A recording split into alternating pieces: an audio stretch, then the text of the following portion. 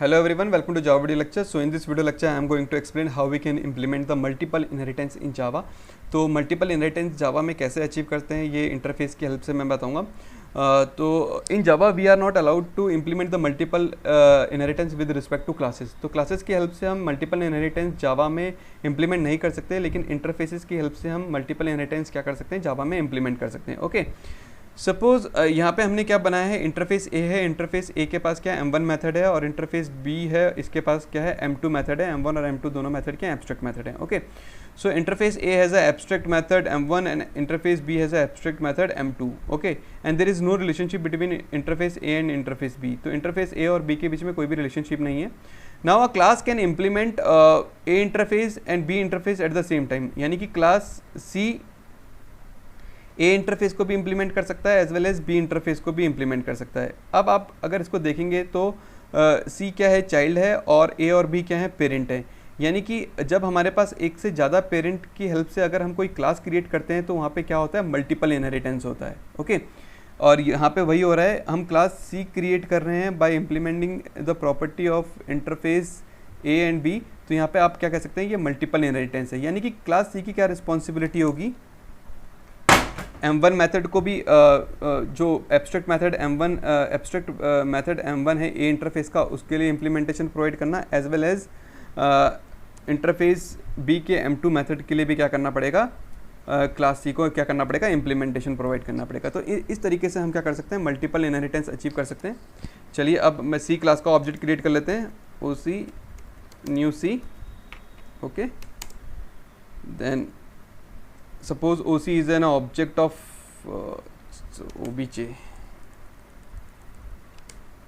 We have created OBJ dot M1 semicolon OBJ dot M2.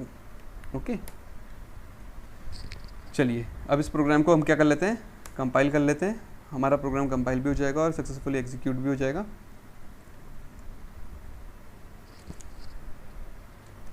Java test, तो M1 M2 हमारा हो गया. तो class can implements more than one interface at the same time.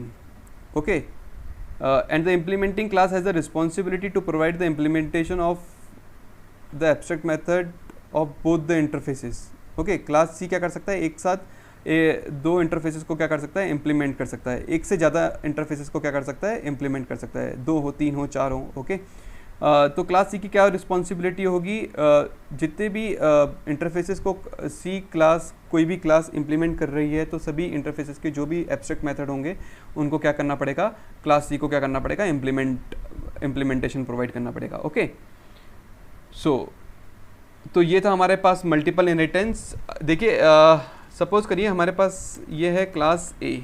Suppose करिए class A. Okay, हमारे पास class A है. Similarly we have a class B. Okay, और हम क्लास सी क्रिएट कर रहे हैं that extends A and B. Then we'll get compile time error.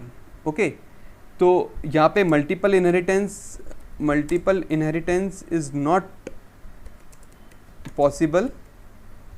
Okay, is not possible